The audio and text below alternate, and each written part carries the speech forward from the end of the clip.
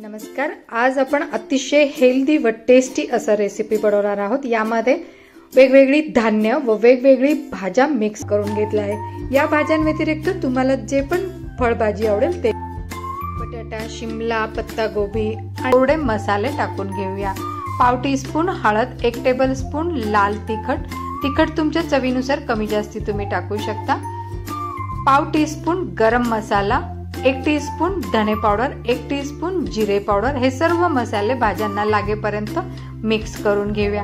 दलियाला छान चव येण्यासाठी 1 टेबलस्पून तूप टाकून घेऊया व परत एकदा सर्व भाज्या छान मिक्स करून घेऊया। आपण 1 वाटी घेतलेला दलिया टाकून घेऊया व दलिया टाकल्यानंतर पण सर्व मिश्रण चमच्याने छान मिक्स करून घेऊया।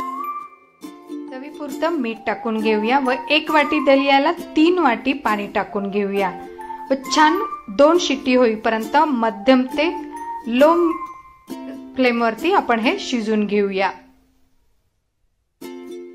तुम्हाला थोडंसं पातळसर दलिया हवा असेल तर तुम्ही अर्धी